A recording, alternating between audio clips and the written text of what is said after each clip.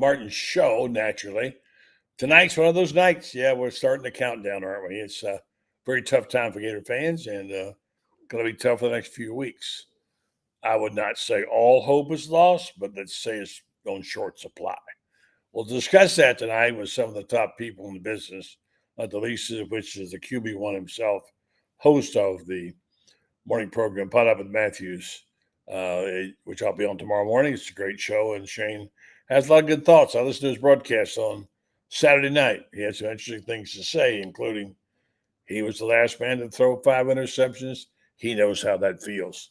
So a lot of the conversation will be centered tonight around, obviously, the loss, the game that was winnable to LSU, and the pain that goes with that. So we all have our ways of dealing with it. Shane goes and plays golf.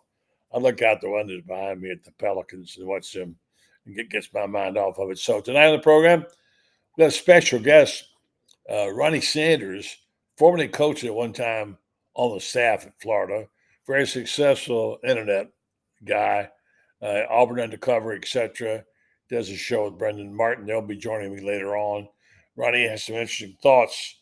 He seems to lean toward the idea that the Gators will do something sooner rather than later.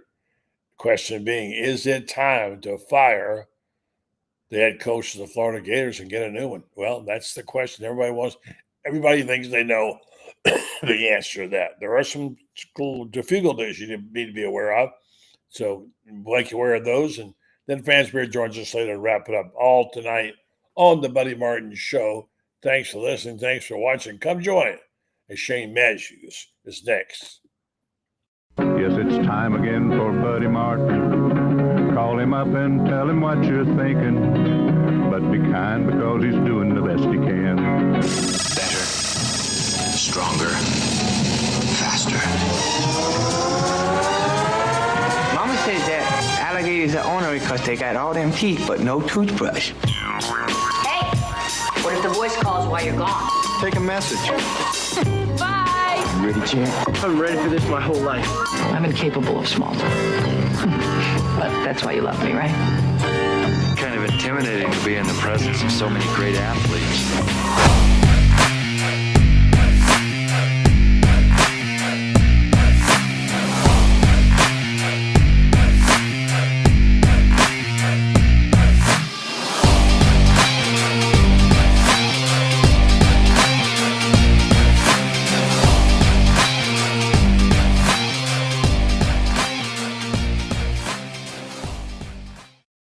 Program. I'm Buddy Martin. The program is underway now tonight on this Monday, and we're going to talk about what else.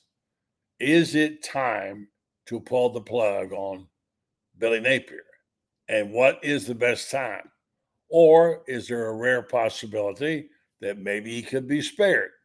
Well, it doesn't look good for him right now. It looks inevitable, but what could prevent or delay it? I don't know. Beating Miami? I don't know.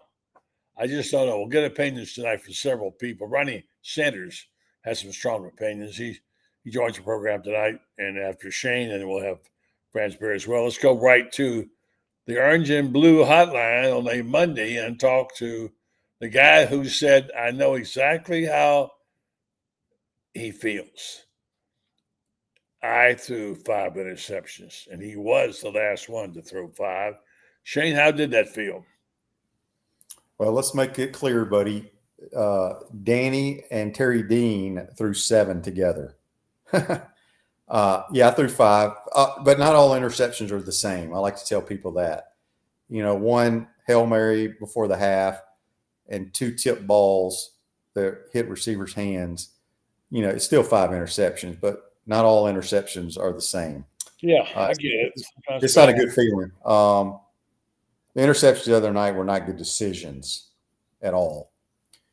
Especially before the half, those 2. Yeah, but, I don't know if that was Billy worried about what people think. A lot of times everybody wants them to go 2-minute offense, try to put points on the board, where in the past we run it out, go to the house, tie a ball game, right? Mm-hmm. You're just not built to drop back and throw it that much. That's not who that quarterback is, and it backfired. It did. And I listened to your broadcast, and I heard several comments you made about what was going on there. It wasn't so much the bad play calling, as you said. It's the lack of execution, and of course the interception. When you throw 5 picks, you're not going to win a football game unless you're Steve Spurrier. Now I have seen 9. I saw your scout team coach, John Reeves. Yeah, he threw 9. Huh? He threw 9 against Auburn. I was there for every one of them. I saw them all, including the 2 by Bill Cody. Yeah, I saw them all. I guess I'll ask the question was, how much of a confidence shaker is that? How did you get past yours, and how do you recommend that he get past his 5 picks? Because he's a young man with a big future if he stays here. Well, we got past ours because we just kept firing away. Like I said, he threw in the triple coverage multiple times. That's a problem.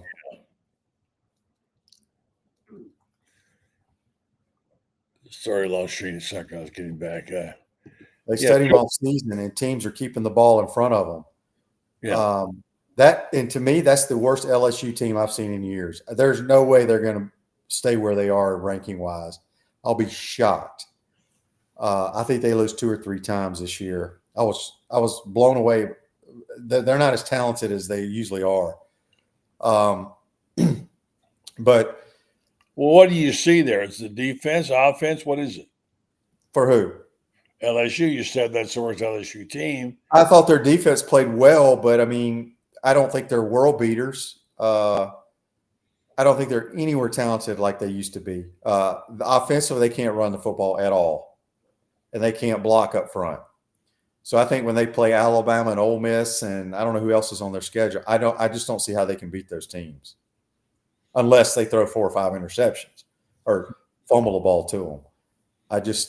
Now give them credit. They're 3-0. They've only given up 10 points a game, but it's not a normal LSU team in my opinion. Ron Kelly got very testy in his press conference when he was asked by a local writer about their inability to run the ball and the problems they're having. Because that was a dumb question, he fired back at him. Now, he said later today on Feinbaum, he apologized to the writer and said he has got to do a better job of handling those questions. But I don't know how much of the Billy's presser you saw. I didn't see any of it. Okay. I watched it today. And I said this the other day, and I'll say it again. What I fear is that nothing's going to change. Well, it's too late now, buddy. I mean, you're in the season. There's it's too late the way you call the plays and things of that nature and who you put in the game. That's just now. They tried to run the football. They did a little bit, but their blocking wasn't that good. And obviously they had a lot of guys on the field who were running back and forth. They have too much motion going on, in my opinion, Shane. It's always like, 9 guys, you're going to get 9 reads. Just snap the ball, for crying out loud, and throw it. Well, I'm a big motion guy. I hear what you're saying. At times we do too much motion, but it can help a quarterback tell the coverages.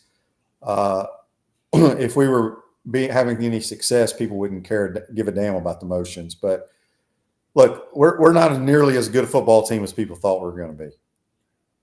No, and I'm wrong about it. I thought they would, do better. Thing is, their defense is only giving up 2 touchdowns. And that's true. I think they'll be tested this week, though. This is the best team that we've played. Yeah. I think, of course, there's not always number of touchdowns is when you can't get off the field and be able to get long drives on you, with South Florida did. That's the problem. So, I don't know. Where do we go from here? What do you expect to happen against? They've lost Caleb Banks.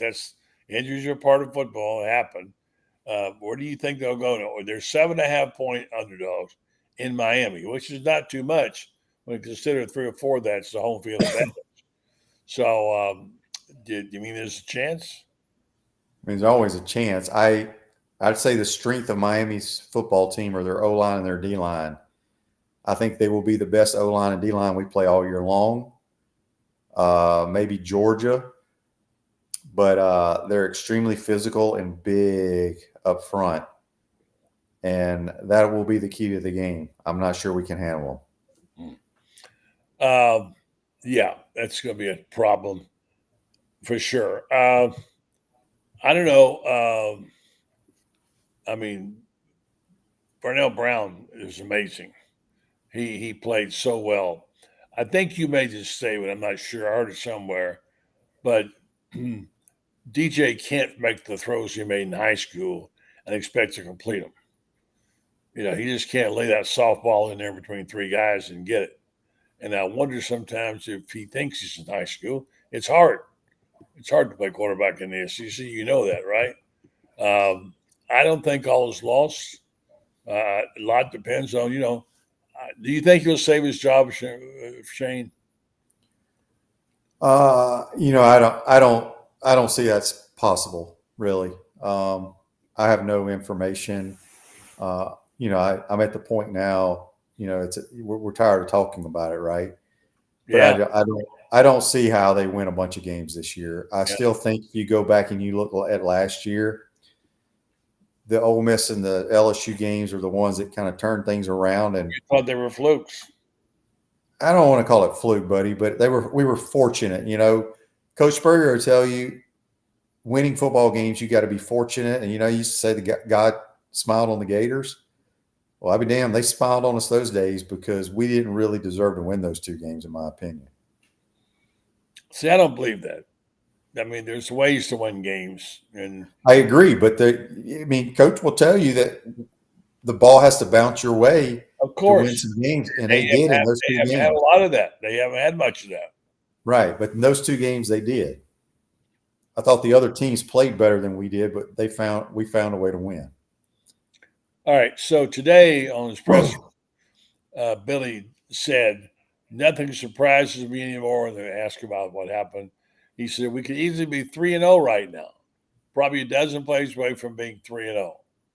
You can look at it that way, or you can walk around here with your head hanging down, and that's certainly not what we're going to do because we got a football game Saturday night. It's going to be an incredible opportunity, great opponent, historic rivalry. That's what you do this for." Yeah. How about game day in Miami? And for 7:30 kick. That's what you say. And you don't want to get embarrassed. I don't know anymore what's going to happen to this team. I do think there's some good football players on the team. I'm not giving up on Lagway like some people are. Some people say, I know he's got bad fundamentals. A lot of quarterbacks got bad fundamentals, including Arch Manning. Right, and he's struggling. Coach Spurrier will tell you, he'll give you the John Wooden quote. I don't know the quote, but it all starts with fundamentals because there's no way to fix that for DJ this year. It was the same way last year, but he got away with it. But you have to have fundamentals to be a consistent player. That is the key. And that's at every position, not just quarterback. That's every position. You have to have the proper technique to even have a chance. I heard you say on your show, talking about Coach Spurrier, you practice fundamentals every day. And they do as well. Yeah. Well, but sometimes if you can't adapt to the proper fundamentals being taught, and you revert back to whether it's your quarterback guru coach or what you did in high school, or sometimes bad habits are hard to break, right? You just can't get it. You cannot have bad fundamentals in the Southeastern Conference. You can't. Billy said two things. Everybody said struggle basically is necessary to grow. Now I'm sort of paraphrasing. You got to go through this in his experience, and it can be a positive if he goes through it. Except he said he talked about how the experience factor hurt him. And also he said, we are, quote, close to being pretty dangerous, in my opinion, unquote. What do you think? Well, I think every coach could probably say that, right? Mm-hmm. Everybody always talks about it. I mean, you've had Urban on your show. What did he say? 6 plays here or there, and every football game determines the outcome? Yeah. I mean, everybody that's sitting 3-0 or 2-1 or 1-2 or 0-3 could say, if this would have happened or that would have happened, this would be our record. So Shane I Matthews. mean, we're going to play a lot better. We're going to play a hell of a lot better than we played these 3 games to beat Miami. You got to be careful about the rumors out there. There's so many of them. And I don't have this straight in my mind. I believe that players can actually redshirt after 4 games, which Correct. means this is a magical game is now, and they got to get them back next week. There's many rumors out there, and that's the danger right now. All of them make a little bit of sense. 247 site said, Lagway said, well, this will be his last game of the season. He can redshirt and hit the portal. I don't know if I believe that or not. I don't know. I mean, not just him, but you could play the first 3 games and not play again until the final game, and you still can redshirt. Yeah. It's just 4 games. But look, here's what I tell everybody. You can't worry about who's coming back, who's going to the portal, who's this. None of that matters. It really doesn't, buddy. You can build teams multiple ways in the future. They got to go out and try to win as many games as they can, regardless of who's playing. Let me get this from you, and I've got Ronnie Sanders standing by. I'm going to bring him aboard here. And looking forward to Ronnie. He's very knowledgeable. He does a lot of shows, including Auburn Undercover. He knows the coaching profession. He's in touch. He's a former agent for coaches, so he's knowledgeable about things like this. But first of all, I want to say, if what I saw is happening, Georgia, and man, gosh, the offense Tennessee and Georgia put up, they're light years ahead of Florida on offense. So what they're doing, and I was impressed by Gunnar Stockton, by the way. Everybody said he wasn't any good, and Tennessee's quarterback's pretty good too, by the way. So that was a heck of a ball game offensively there. So my question to you is, if they're going to fire Billy, and it seems like that's the prevailing opinion. I don't know. I have anything. I hear people say, well, so-and-so says so-and-so. I don't know that. If they're going to fire Billy, when is the good time to do that, Shane? Oh, that I don't know, buddy. I don't know if it's ever a good time to fire somebody. I don't even know who the interim would be. I don't know. Don't know the answer to that. I hope Gator fans have the tolerance for a long couple of years. If they break it down, tear it down, and start over, it's I disagree with that. I think if they were to make a change, you go hire a guy who has done it in the conference, who wins games. You can be relevant next year, regardless of who you lose in the portal. All right, I'm going to give you my 3 names. I'll let you go because I know you got a show. With Matthews. And I don't buy Lane Kiffin. If you've seen the stories coming out of there about him, the pieces on Feinbaum, whatever I've seen, where he says basically Oxford has saved him. He's quit drinking, has been for several years. He got his daughter with him. He's got a lot of his family with him. And when he was looking at the possibility of going last year, his daughter came to him and said, really? I moved here for you and you're going to leave me? That had a big impact on Lane. I don't think Lane's as quick to jump in. Everybody says, oh, he'll take the job in a minute. He might not. Oxford might be the right spot for him. So that's why I'm not buying Lane Kiffin. How about you? Oh, I'm all in. But would he take it? I don't know that he would. I believe he would. My people say he would. He wanted it last year. Yeah. Different time. Right, but it's one of his dream jobs. He can only do so much at Ole Miss. Look, I know that program very well. The brands don't even compare, buddy. Lane's buddy Sarkisian's at a major brand, has been in the playoffs the last 2 years. Yeah. It doesn't matter who plays quarterback for him; they're going to put up numbers. I just think if it was him, I think it's a no-brainer. You get tons of donations from people around the country. You win immediately. You score tons of points. It's fun. I, to me, he's the only guy. He's Coach Spurrier in the new era. I hear you. I'd like to see him here. Something just tells me That could happen, but but you know how coaches are, especially really good coaches. They're arrogant as hell, are they not? Of course. Yes. Okay. And they all want to win, right? Okay.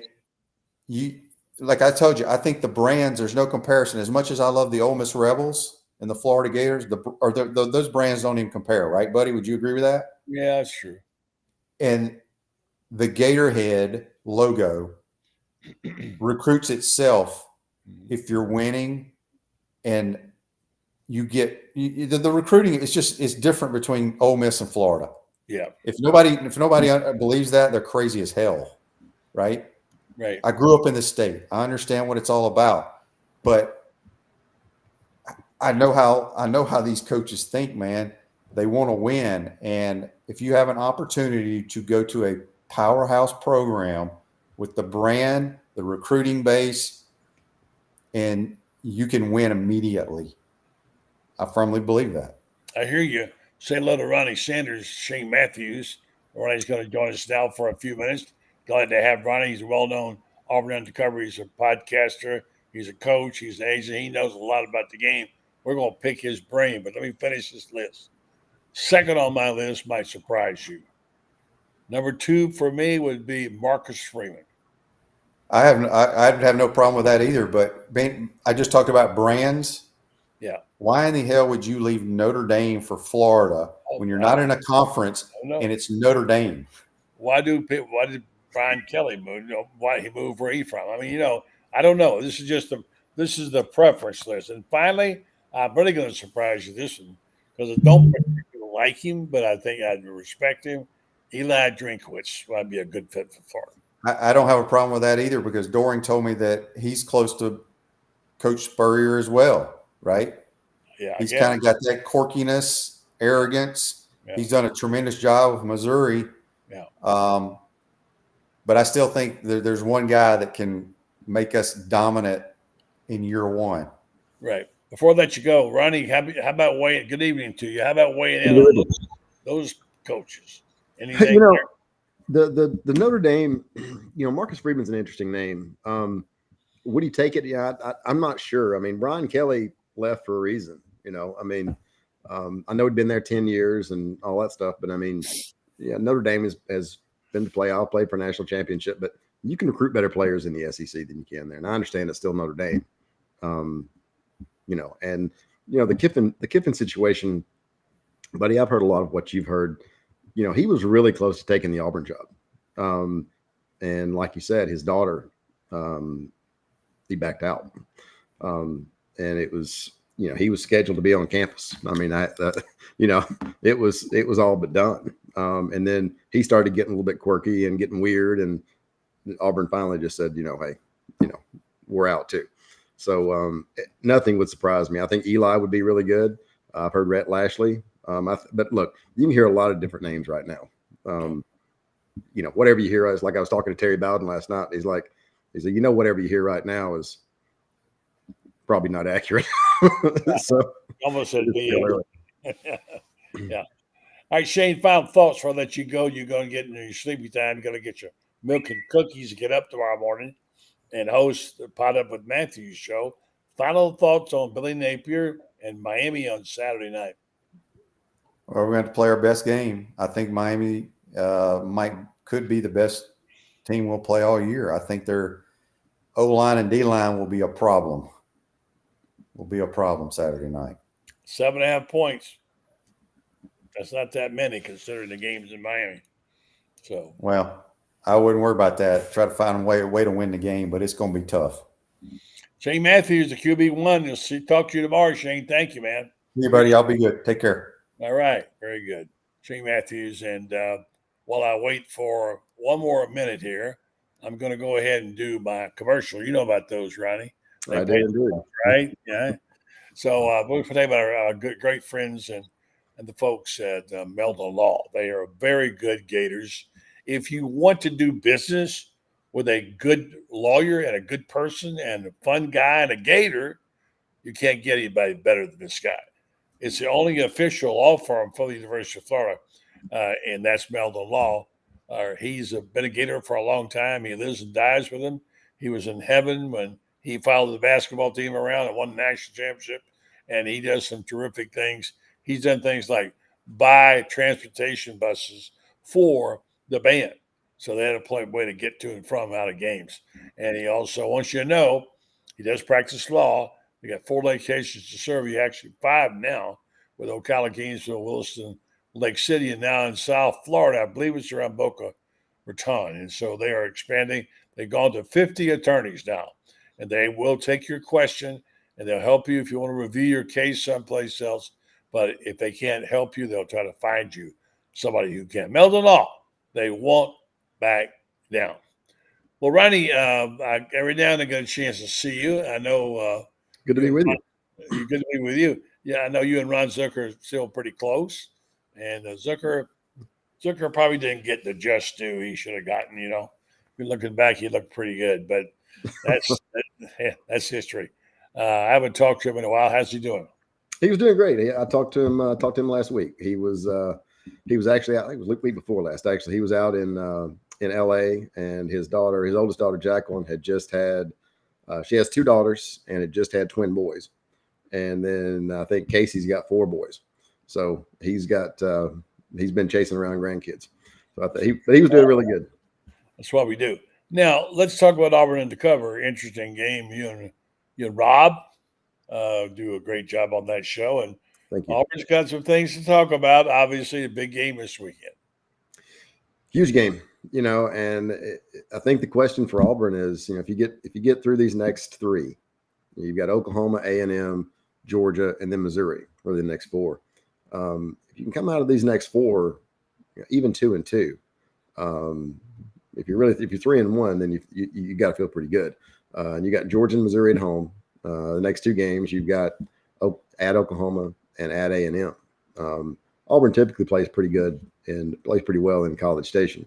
You know, Hugh Freeze thinks this should be his best team. I don't think there's any question that it should be.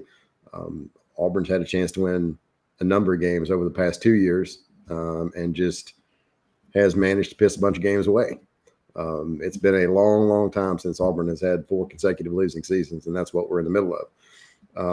It's pretty amazing to me that Florida and Auburn are both stuck in this rut at the same time. Yeah, really. And it's pretty amazing that those 2 programs, as much history as there is at both, are stuck in the place that they're in. And Ole Miss has won 10 or more games in 3 of the last 4 years. Wow. Well, and it's pretty amazing they don't play anymore, because that was one of the best rivalries. People don't realize, if you go back, how big a rival Auburn was to Florida. I mean, huge. 8-man corner. Yeah. Yeah, and my gosh, look at the things, the 9 interceptions they got off John Reed. I saw all 9 of them. I was there for them. So, and I like Auburn fans are some of the best, I think, in my opinion. And it's a series that there's been some great games there too. And we know one of them for Coach Spurrier was kicking a field goal that won him the Heisman Trophy. So, coach me through this situation Florida's in. You've been around. You know what happens. You hear things. What are you hearing about the future for Billy Napier, and what do you think will happen? You know, I don't know Billy well.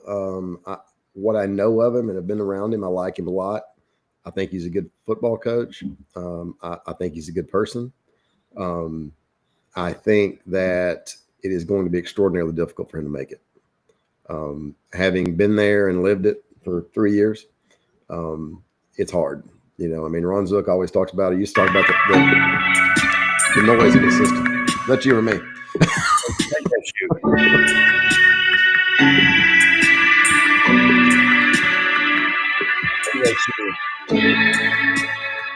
I don't know where he's coming from.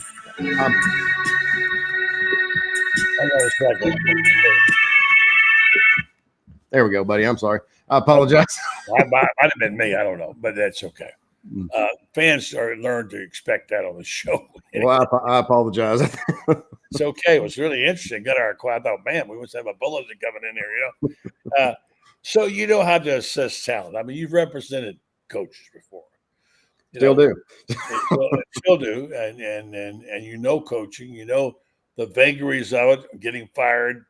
How much do the other things come into play, like waiting until the fourth game is over? The amount of money that you pay now versus what you pay in a year. How much, and of course, just the pain tolerance, how much you can put up when you're losing. And obviously, Gator fans are having their fill. From where you sit, and you have a pretty good position on this, you know, coaching. What do you think should happen? I think they're going to make a move. It really surprised me last year. I wasn't sure. You tell me what you think about the Scott Strickland extension. Maybe it's because of the presidential situation. It was bad timing. Bad timing, and the presidential situation, I'm sure, has made it very, very difficult. They probably needed, and I'm guessing here, I'm guessing they felt like they needed some stability in the athletic department, and that's why they did it. But I think it's going to be extraordinarily difficult for him to make it. I mean, you look at the schedule, and nothing to do with him, but if you look at the schedule, it's really, as you know, it's really, really difficult. And then, when we used to joke with our last year, we said, well, we'd rather play on the road than we had at home. We get booed more at home we do on the road, and Florida fans will turn on you. Oh man, do we know that? Do we know that? I don't know that he can get it back. And, it's kind of like, it's a little bit of the same. And it's going to be interesting to see how he finishes the season, if he finishes the season. But I'll give you a story, when Gene Chizik had won the national championship at Auburn in 2010, 2011, average year, 2012, you're finished 3-9. And, we go up and Philip Marshall and I, who, we're sitting around talking. They're like, this guy just won the national championship and they're awful, and we're talking, this is before the Vandy game, and they go up and they lose at Vandy. And Philip and I are on the phone. We're like, and I told him, I said, we've been doing this a long time, and this guy won a national championship 2 years ago. He can't survive this. And Philip said, you're right. He can't. And he didn't. And I think that's where you are with Billy. I think he's been there this long, and then trying to call plays. If he had given it up and brought in a real offensive coordinator, let him call the plays, and taken all that off his plate, and him go be the head coach. I mean, and you saw some progress, maybe, but I just think at this point, I mean, I think you know what you got, and I'm not sure that Florida fans are willing to wait much longer. That's the thing. It's a pain tolerance. They're not patient. And I don't know. I mean, if they get blown out Saturday night, it might be over. It might be. If he plays well, of course, if they wins, they'll probably delay it a little while. Yep. I mean, with that schedule, it's like, I called it the Bataan Death March. Mm-hmm. There's no way at any moment they could get beat 100-0, it seems like. I don't know what it is about Billy, why he's so hard-headed. Gus Malzahn has been an answered prayer in Tallahassee. Well, right. Let's see if it lasts. Gus Malzahn. Well, I mean, at least that's better than they've had. A lot better. Yeah, and look, give Gus credit. He has one of the most difficult run games to defend in college football. Yeah, and he does an unbelievable job with it. His passing game on the other side is elementary, and so. It's going to be interesting to me as they get into conference play, as they start playing. They snuck up on Alabama, and the ACC is not terribly difficult.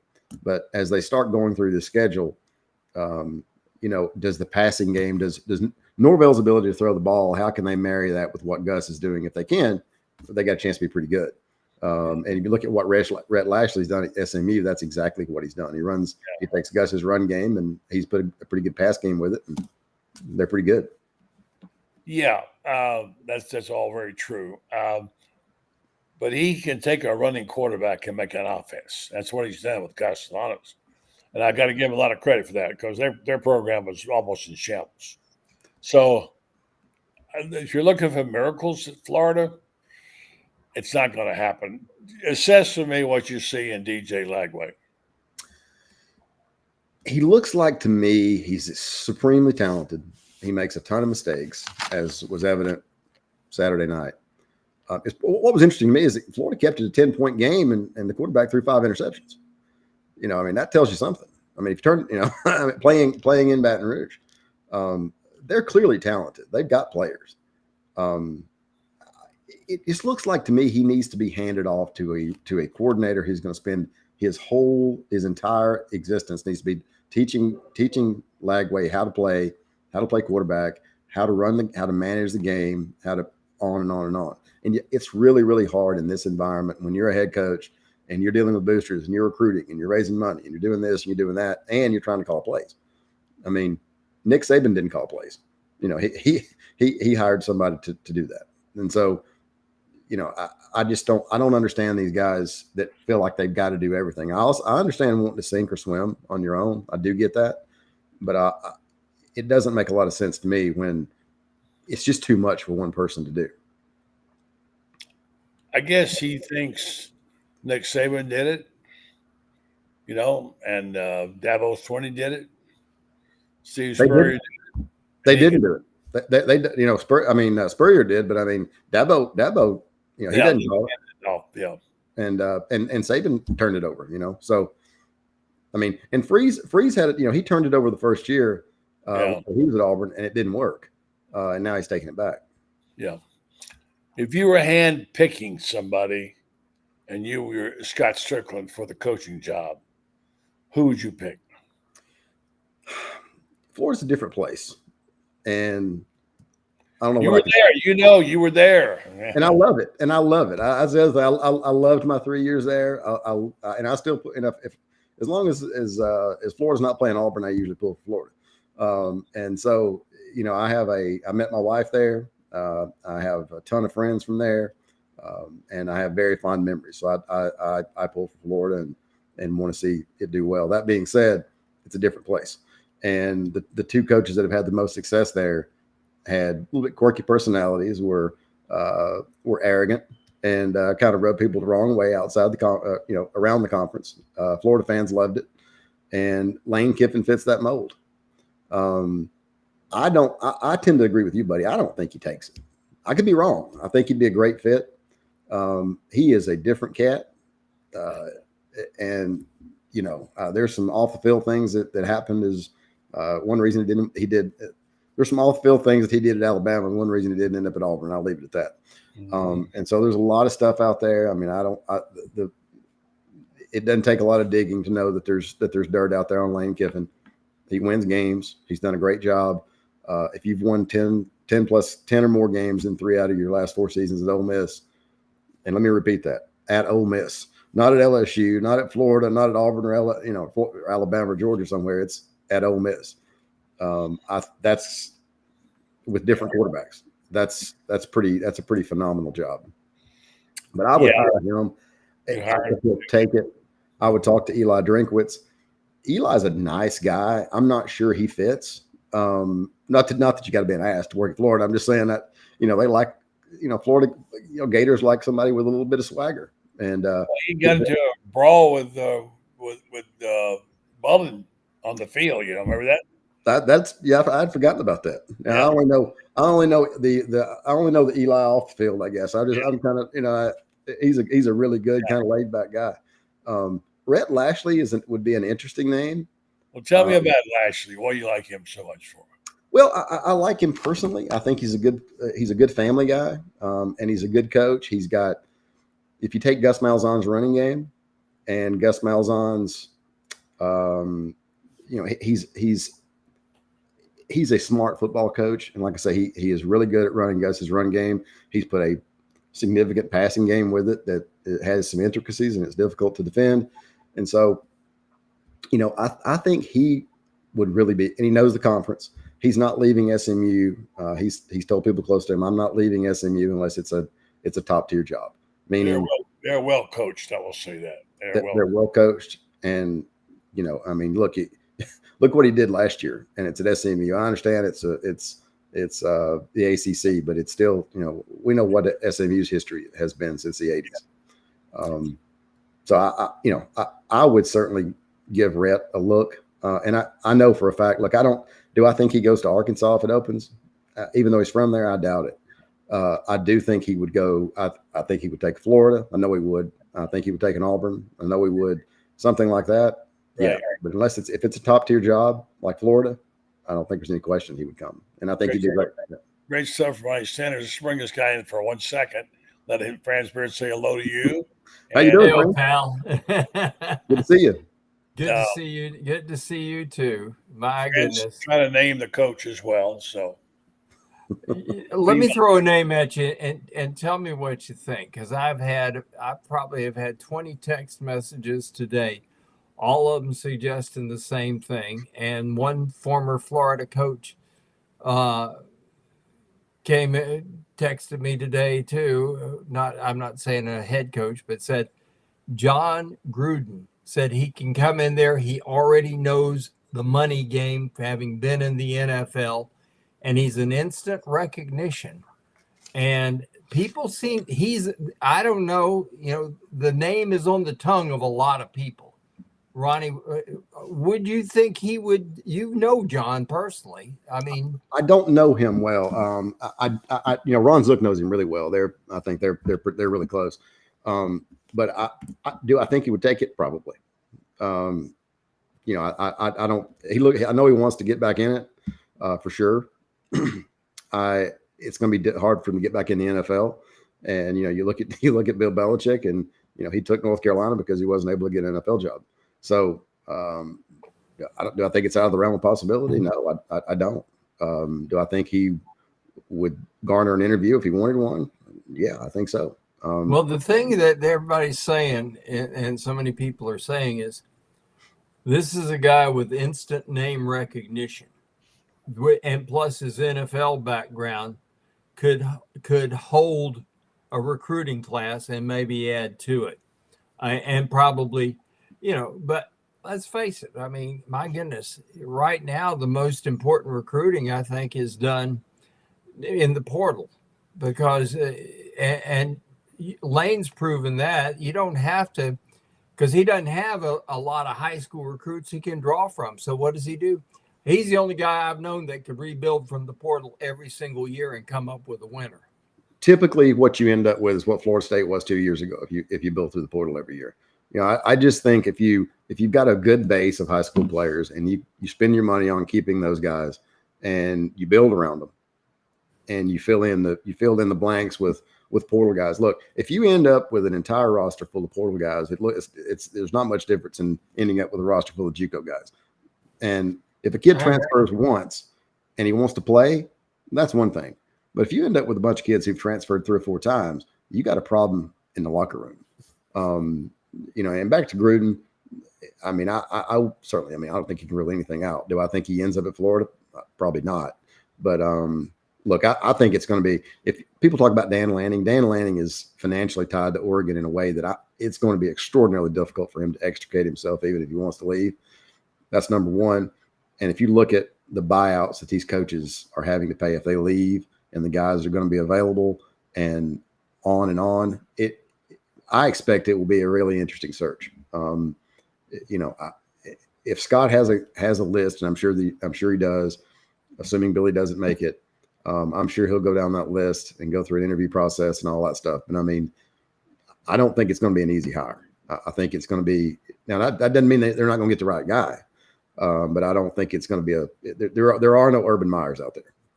$75 million is what it would take to get Dan Lanning out of Oregon. I'll have Urban on this week. I can tell you right now, he has no interest in it. But he could write a check for Lanning. Yeah, we'll see about that. And immediately people said, no, John Gruden, about 5-6 people. I'm with him on that because I think it's a bad hire. There's no evidence he can coach college football. I was a John Gruden fan when he coached in professional football. I liked him. I liked him on TV. But he is not going to be a good college coach, in my opinion. And you're just, you're throwing a big name out there and trying to get NIL money. It's not going to work. It's not going to work in North Carolina for Belichick either. But guys, you know what, buddy? They said the same thing about Pete Carroll, and he did okay at Southern Cal. He's an exception. That's a different job. That's a different job, though, friends. You know, if I can interject, you know, if you look at USC at that particular point in time, first of all, USC struck out on everybody. They backed into Pete Carroll. Pete Carroll didn't have a job. He'd been fired in the NFL twice, and he was just trying to get. He just kept beating down the door, and they had, you know, everybody turned him down. They finally said, well, okay, we'll give it to him, and he did a great job. But at that point in time, you know, there weren't any NFL teams. The Rams were in St. Louis, and the Chargers were in San Diego, and USC was an NFL town. I mean, that was the USC was the NFL team. And so I think then it was easier to be more successful at USC than it is now. I just, especially playing in the Big Ten. I'm not this expansion situation with the Big Ten. I'm not sure who wants to watch UCLA and Rutgers and those kind of games. I'm not one to watch those. That doesn't really fire me up. Yeah. Oh. Question going here was they asked me to ask you, does Ronnie think Florida's still an elite job? Yes, absolutely. There's no question. Look, if you look around the conference, there are, since the mid 60s, there are 6 programs who've won every SEC championship. Florida, Georgia, Tennessee, Auburn, Alabama, LSU. That's it. There is nobody else. A&M, not A&M. I mean, Texas played for it last year. You know, Ole Miss has never even been to the championship game.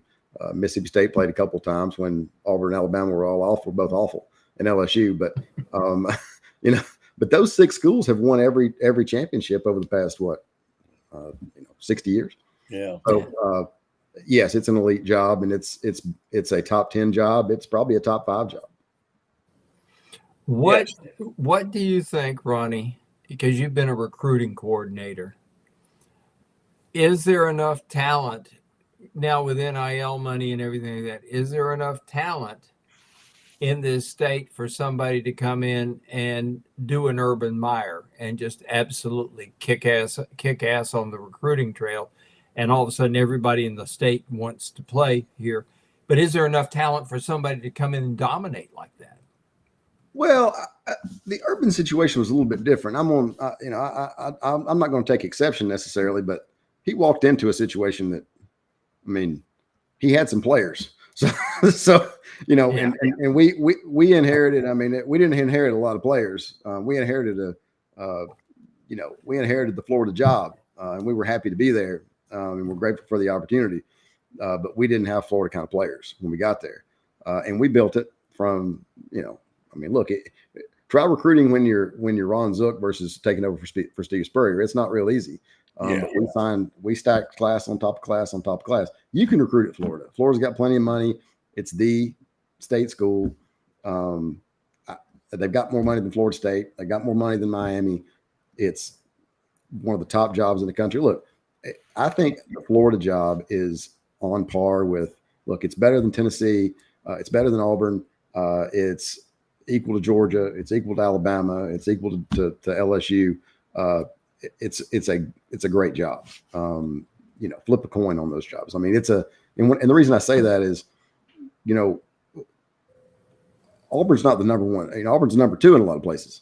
But even on a great year, Auburn's only getting 40% of the kids in Alabama, other than last year when, you know, Alabama got smoked. But that's never happened in my lifetime.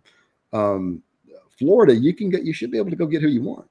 You know, Does Kalen DeBoer make it?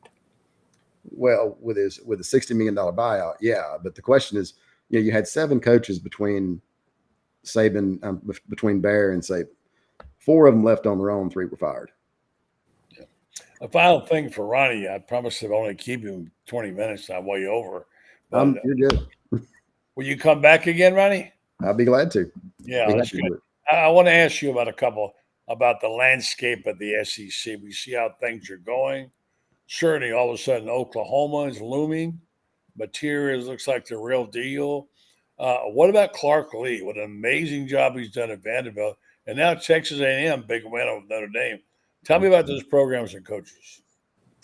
Well, Clark Lee, I mean, you can't say enough good things, but Vandy's committed now. You know, I mean, there are no easy outs in the conference. I mean, you look at the top 6 jobs traditionally, and then you add in A&M, and then you add in Texas, and you add in Oklahoma. I mean, poor Kentucky and Mississippi State. I mean, you know, and now you got Ole Miss winning 10 games. And so it's a bear. You know, there aren't any easy games, but Vandy's invested a ton of money in facilities, it looks like to me they're spending on NIL as well. And you know that he's put a great staff together. Of course, having that quarterback helps a lot too, Pavia. But he's look, you can't say enough good things about him. He's done a terrific job. Now, can he sustain it at Vandy? Probably not, but it's still Vandy. Yeah. You're right. Auburn Undercover. Tell them about it and tell them how to get it. If you're any Auburn fans listening, we have quite a few people around here where I live, and in the Panhandle. There's lots of Auburn fans, and of course, the insufferable Rob. He's always talking about Auburn. I love Rob. Tell me about your shows and what you're doing and what's next for you. Well, we've got a number of shows. I do a weekly show. Me in particular, I do a weekly show with Terry Bowden. We do one with Ellis Johnson, and we do one with former. Actually worked at Florida too. Former Auburn athletic director Jay Jacobs. So we do shows with all those guys. We do recruiting roundup. We do. We've got 10 or 11 shows I think we're doing now. So it's we got a lot of content. You know, we're the largest Auburn website in the market. We did almost 100 million page views last year. So. We're pretty proud of what we've accomplished, but we still keep trying to get better every day. And you got Philip Marshall working for you, and my gosh, talk about somebody who knows his stuff. Very few people like Philip. And Buddy, you were good friends with his dad, weren't you, Benny Marshall? Yeah, I would say friends. I don't know if I was good friends. I know Philip pretty well too. But let me let Ronnie go. He's got things to do here. And thank you, Ronnie. We'll do it again. Appreciate it. And we'll be checking you out on the internet on your shows. Thank you. I appreciate it. Good to be with you, buddy. All right. Thank you, Ronnie. Take care, Ronnie. You too, Frank. Right. And we'll tee it up here and then finish up this hour. Thanks to Meldon Law, and tell you about our sponsors and Franz. The floor is yours. New coach or not? There's going to be a new coach. It's not a question of if there's going to be a new coach. It's a question of when. And people saying fire him now. Don't do that. That would be the dumbest thing in the world to do. And the reason being is you got all these young players who got talent from the last two good recruiting classes. And if you fired him after the Miami game, that's 4 games, which means what? They can all redshirt. Which means that guys can redshirt, go into the portal, and they played 4 games. They got tape they can send out, and they're going to be hot commodities in the portal. So it ain't going to happen this week. If it's going to happen, I think it's going to happen in the bye week after the Kentucky game, and that's the week before Georgia. And I think that's when it's going to happen myself. And of course, that also gives Florida an out, because what happens if he does the unthinkable and then beats Miami, beats Texas, beats the Aggies, beats Mississippi State and Kentucky? What happens if he goes into that game 6-2, into the Georgia game?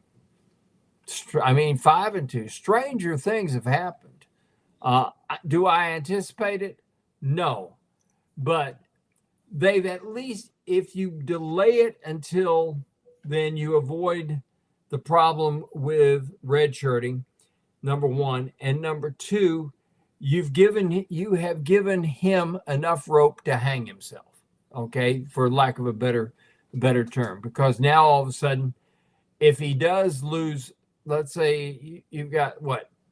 LA, I got Miami, Texas, Aggies, 5 games. And let's say he goes 2-3, all of a sudden, he's 3-5 going into the Georgia game. Guess what? You've given him an opportunity. You've given yourself a way out and saying, I gave him all the rope he needed.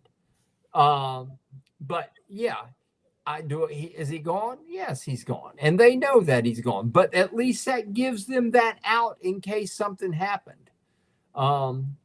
there's no question about it. They've given themselves, and they've done the smart thing because you got to remember every ball game counts against that NIL money, which right now is, by our estimation, buddy, somewhere between 19.8 and $22 million. Yeah, I'm and not sure what. Yeah. I've seen 4 different numbers: 19.4, 19.8, 21.6, and 22 million. Those are the 4 numbers I've seen. And I don't know which one's right, but I know this: every single ball game that he coaches, that's another chunk of money that you don't have to pay out. Somebody texted me today on the way when I'm driving back from Gainesville, said, I feel no sympathy for somebody that's going to walk away with $20 million in his pocket. He said, I'm struggling to pay my mortgage.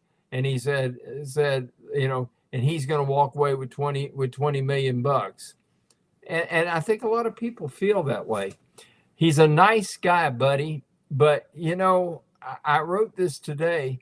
I said, he's a nice guy and the players love him, but why can't he get the players to play for him? They're making. You hear that, and then you see the Shannon Snell tweets, like what he tweeted out there today, saying that the team was split over him because he makes so much money. So I don't know. Of course, when you get money involved, things are going to be different. Well, that's true, and this is why people have come to me and said, somebody, for not necessarily Gruden, but somebody with a Gruden-like background, because if you're in the NFL, NIL's nothing, because you're already dealing with salary caps and keeping your quarterback happy and keeping your left tackle happy and all the other stuff like that. All right, Franz, we got 1 minute left. I'm going to give you 30 seconds to talk about the press conference you were at today, the moods and attitudes, and 30 seconds to talk about the book coming up. Go. Well, the 30 seconds about the press conference, there was a contentious moment or two. It was a subdued Billy Napier, and yet at the same time, almost a defiant Billy Napier. As somebody pointed out here, Billy knows he's gone. I agree. He does. Scott Strickland comes in the back, sits in there on the press conference, then walked out with him. So it's a matter of going. And just for the record, guys, if he wins, if Napier were to win 38 straight games, he'd match Dan Mullen's winning percentage at Florida. All right, that's 50 seconds. You got 20 in the book. The book is going to be good. It's, if you like Florida basketball and you want to relive the entire season last year, and it kind of crescendos once it gets to Raleigh with the NCAA, then you're going to really like this book. And it's called The Golden Season, and it was my lifeline. It really pulled me out of the dumps from what had been a difficult year. And I'm just so proud of the book. Glad I had the opportunity to do it. Thanking you and Carlton Reese for sticking with me on it. And great job on it. We got to go. Thank you, Franz. Take care. Tell you folks about Titan MRI and Imaging. They, of course, are located now 3 places in Gainesville to serve you. Also, will soon be in Ocala. You know all about Joe Colorio. Started Highfield MRI in 97. Now he's back. And they have, as I said, 3 locations to serve you: Millennium Center and Lake City, serving all of Columbia County, and Valdosta. They offer the same great customer service. Titan MRI Imaging now accepts insurance, or you can go through their convenient self-pay options. Titan MRI offers MRIs, CAT scans, X-rays, and ultrasound. Easy scheduling. If you can't make it during the day, they'll make you an appointment at night, and they know that you're sometimes claustrophobic in those small tubes. They got bigger ones. We'll make it better for you. No ERs, no hospitals. Coming soon to Ocala, better serve Marion County. Titan MRI and Imaging. Thanks to our special guest, Ronnie Sanders, tonight. To our usual crew, Franz and Shane. Have a good night. Tomorrow night, don't forget, Lauren Meadows is back, and he'll be doing his lowdown with Lauren. He'll have plenty to say about what went on Saturday. Good night.